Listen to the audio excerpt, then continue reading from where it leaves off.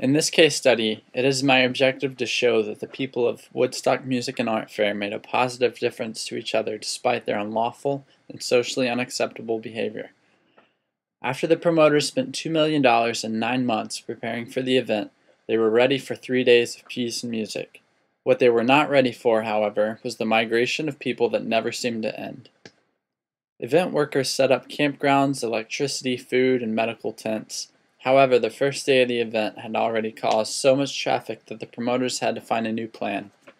Although the town expected only 50,000, they prepared for 200,000. Nearly 500,000 people showed up, making Woodstock the third most populated city in the state of New York. When faced by hundreds of thousands and not knowing what to do, one man suggested, "You have to have some control. There's got to be some way of stopping the influx of humanity." The promoters, however, decided not to control the crowd and called it a free concert, saying that the music was more important than the dollar. It was the start of several shortages, including lack of food, water, and medical attention. On top of all that, the weekend was plagued by storms, resulting in fields of mud and a very wet crowd. Local residents recognized the effect this would have on business, while others were overwhelmed by the amount of people. Many made it their responsibility to feed the hungry crowds. Those with food helped feed others. Those who had extra were asked to bring it back. Author Ken Kesey and his 35 Merry Pranksters drove 3,000 miles from Oregon, set up a free kitchen, administered first aid, and helped people come down from bad trips. The original plan was to have 18 doctors and 3 helicopters to deal with 50,000 people. After the large turnout, the U.S. Army sent medical teams to help. 45 doctors worked for free. They faced problems with water supply, food, sanitation, and health. The production company spent $400,000 on medical supplies, helicopters, blankets, medicine, medical tents, doctors, and food. Dr. William Abruzzi from Wappingers Falls, New York, accounts between 5,000 and 6,000 people being treated by medical teams, although expecting 10 times more. There were 150 serious injuries, including accidents from moving vehicles or from working on the site. There were several hundred severe infections, epileptics who had seizures, and diabetics who needed insulin. 2 people died, one from a heroin overdose. Many were sick with fevers and colds, but 0 injuries due to violence. 2,000 were minor cuts and abrasions, almost 800 cases of bad trips. Bad experiences were accredited to poorly manufactured and unsafe combinations of LSD and other drugs. They needed a calm, organized place in which to soothe their minds. People were helping people. Journalist Barry Farrell remembers seeing young girls who cradled the heads of hallucinating strangers. Hugh Romney and the Hog Farmer Collective were asked to help with the festival. The media asked him what tools he used to keep order, to which he replied, "Cream pies and seltzer bottles." Hundreds of people smoked marijuana together, sharing their joints and pipes. After a man offered a lighter to a girl looking for a match, she offered to share, but he smiled and declined. A yoga leader taught basic relaxation techniques. If you do it right, he explained, the free flow of energy you feel when smoking DMT you can achieve naturally through yoga and opening your body's energy channels. With the approach of a storm, event coordinators take precautions to keep stage towers from falling. The crowd takes cover under tarps, blankets, and anything else they can find to stay dry. 3 naked bystanders were not discouraged by the rain, but like many others, they were hassled by the mud. People seized this opportunity to go skinny dipping in a nearby pond. Helicopters dropped care packages of flowers and dry clothes. Near the end of the festival, farm owner Max Yasker addressed the crowd. The important thing that you've proven to the world is that 500,000 young people can get together and have 3 days of fun and music, and nothing but fun and music, and I God bless you for it. He explains that he changed his mind after being treated so decently and politely.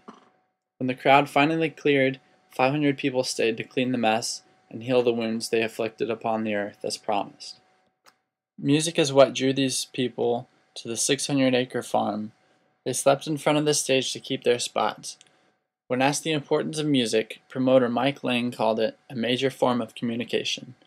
The lyrics and rhythm are going with the culture. When music wasn't playing, many people sat around with the only intention of being with one another. People were crowded, wet, and uncomfortable, but not a single thought broke out.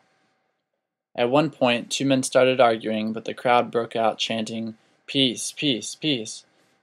The men stopped arguing, shook hands, and thousands applauded. Despite having no police, people lived together peacefully and feeling for each other. Everybody pulls together and helps each other, and it works.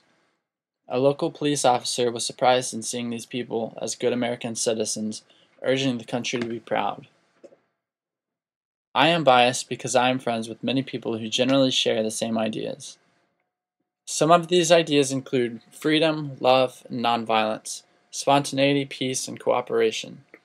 Most of their musical influence comes from rock, folk, and blues, which is largely influenced by Southern rural, African American, experimentation, and dance music.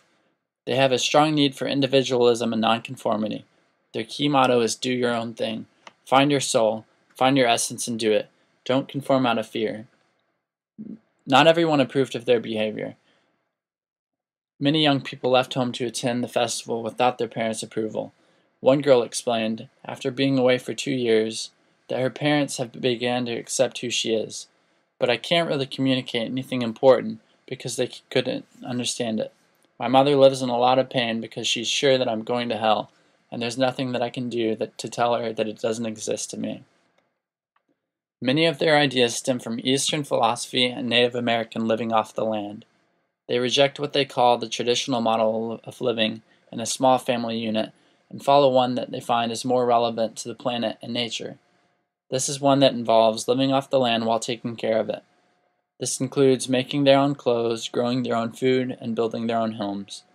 They also find that this model of living is a spiritual way of life.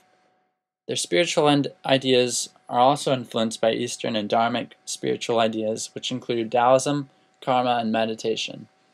Many are influenced by Christ but reject tradition, dogma, and doctrine. Their spiritual ideas are influenced by using psychedelic drugs like LSD, peyote, and psilocybin, or magic mushrooms. One of the key leaders, Dr. Timothy Leary, explains, the religious or ecstatic experience is biochemical. Something happens inside of you. You have to do something to your own chemistry. People find God through chemicals.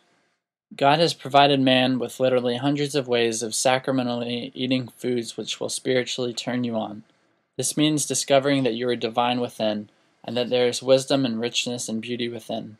The key is the control of consciousness. If you control your own consciousness, it will all work out well. Leary discovered psilocybin mushrooms in 1960 and began his extension research on the therapeutic benefits of consciousness-altering psychedelic drugs. Soon after, he began campaigning the acid test, which introduced others to the drug. LSD is one of hundreds of ways that are available to open the door and expand awareness. Most don't use alcohol, heroin, or speed drugs.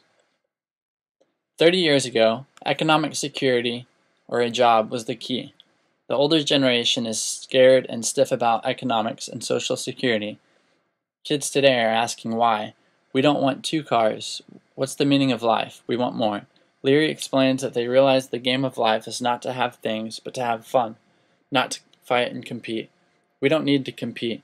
The real meaning and challenge of life now is how to use our leisure time, how to make things beautiful, how to make things harmonious, how to get along with each other, how to have fun and laugh. Our aim is to put the psychiatrists, politicians, and cops out of business. Politicians should free us so that we can have a happier, healthier, God-fearing country. The Diggers of San Francisco wanted to get rid of money and poverty. They try to provide free everything to anyone who asks. Many people at the time lived at the British Embassy, which existed solely on private donations. Drug users find themselves in jail, so a bail fund was started. Many of the people of Woodstock felt like they were part of a political movement which advocated civil rights, free speech, and feminism.